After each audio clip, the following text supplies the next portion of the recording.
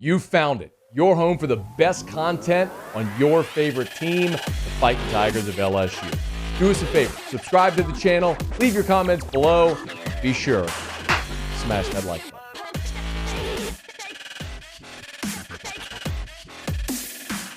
You now know Max Johnson is entering the transfer portal.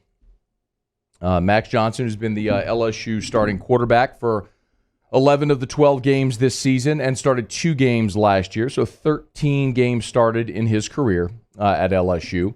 Had a nice season this year, 27 touchdowns, 6 interceptions, but Max Johnson enters the transfer portal, and a short time later, his brother, 5-star tight end Jake Johnson, who had been committed to LSU since the spring, he decommitted from LSU, and these two, we've known all along, are going to play college football together, wherever that may be. Max tweeted, "Thank you, LSU, thank you for allowing me to pursue my academic and athletic career here. I've made strong relationships that will last a lifetime with the coaching staff, especially my teammates. With careful and prayerful consideration, I am entering the transfer portal." That's what Max Johnson tweeted last night at 6:12 p.m. So, Max, thanks for doing that 12 minutes after we got off the air, buddy. Appreciate that. How about 3 hours prior next time?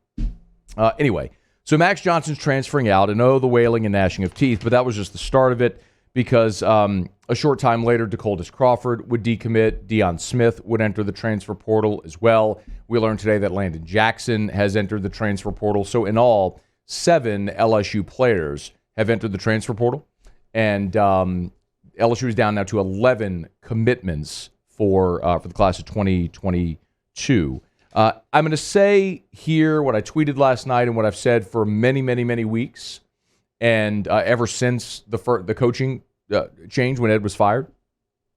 I said it then, I'll say it now, I'll be consistent. Every single time there is a coaching change, there is attrition. You lose commitments, you lose current players that transfer out. It's the nature of it. Les Miles' first signing class at LSU had 13 players. 13. And that was when you could oversign. That was before the hard cap 25. They signed 13. Nick Saban's worst class ever at Alabama was his first. It doesn't matter the program. It doesn't matter the coach. The first class, it's always bumpy. It just is in that transitional time. There's just no way around it. LSU is going to be just fine. They'll be able to access the transfer portal. It's going to be very quiet next week. And then for the early signing period, February is when LSU will try to load up this class and add transfers as they can to supplement this roster, and I still believe LSU is not far off. They were so close to beating Alabama. They should have beaten, in my opinion, Arkansas and Auburn this year. They were a breath away from being, in that case, a 9-win team. They beat A&M. They beat Florida. They had some nice wins. They very much could have beaten UCLA. They're not far off. Re-recruit this roster, supplement in spots, you're fine. I've said that all along. It bears mentioning again here. But I'm going to make some of you mad with this. That's not the part. It's the number of adults that are out there calling Max Johnson a quitter. That is annoying me today. Those of you saying he doesn't have the chest, perhaps, stealing a line from Les Miles. This one will probably cut you deep. Based on that theory, the great Joe Burrow is a quitter. Joe Burrow quit, y'all. He quit. He got beat out at Ohio State, so he quit. Quit on his team, left. Ran away from the competition. That's what he did. Oh, that cuts deep. Oh, it's not the same. It's not the same. Max was the starter. Shut up. Shut up. Like, that hole you're digging right now makes you sound stupid. It's actually worse. Because instead of sticking out your turned ankle away, he bailed on his team. But it's okay. He sought a better opportunity for himself, and it worked out. I ain't complaining. It was brilliant. I've said this a million times. I'm going to say it again right now. I am pro student athlete. College football and mostly college athletics has been built for more than 100 years to benefit rich people who have gotten richer on the backs of the student athletes. Anything like transfer portal, the ability to transfer within the conference, NIL, anything that's going to benefit, cost of attendance, anything that's going to benefit student athletes, I'm going to be for it. And that works in your favor, and sometimes it works against you. Was Braden Fajoko a quitter? He started for Texas Tech, left to join LSU. Quitter?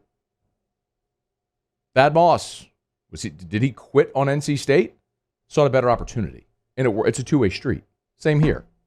Yo, Max Johnson has been at LSU the last 2 years, and Ed Orgeron has basically cultivated a cesspool around this program. And you're seeing it manifest right now. This is something I've been talking about where many of you have labeled me a hater, hate Ed Orgeron, hate LSU. No, I'm just the only one that's actually been honest about this stuff for the last 5 years, and 2 years in particular.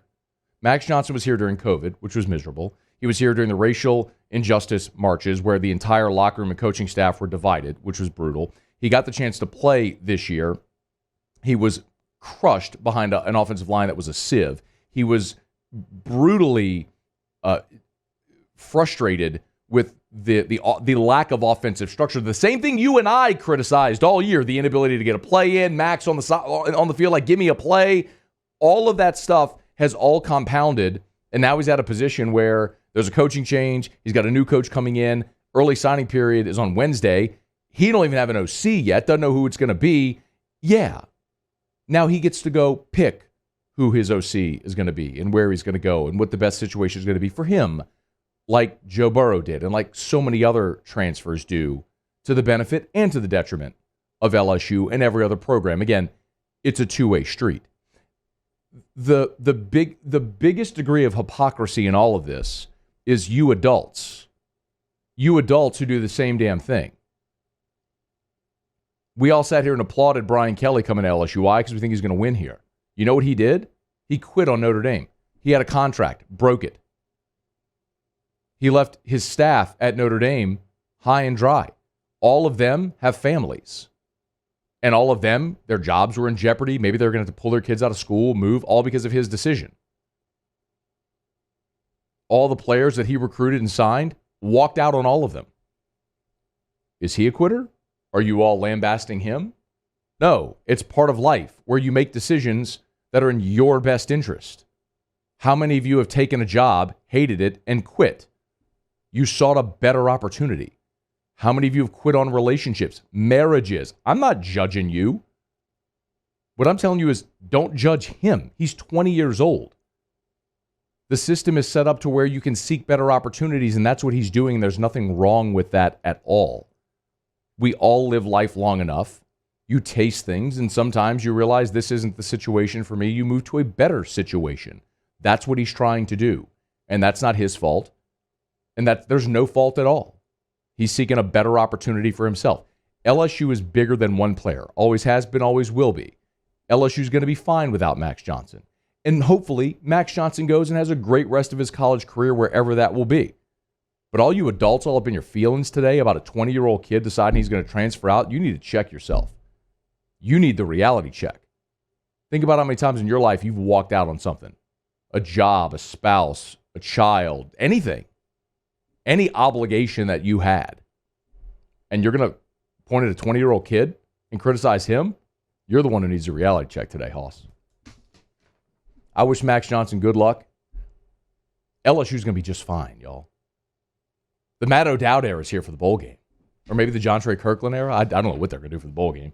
I don't know if they're going to play the bowl game. I mean, are they even going to have enough players for the bowl game? I mean, when you legitimately think about injuries, transfers, bowl opt-outs, which you know are coming. It's the Texas Bowl on January the 4th. You have guys that are going to choose to get ready for the Senior Bowl or the Combine or whatever.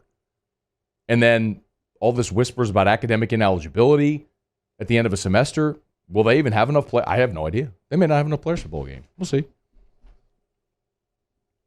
Look, Ed Orgeron left a mess. He did. You're seeing it, right? You're seeing it manifest. Ed Orgeron left a mess.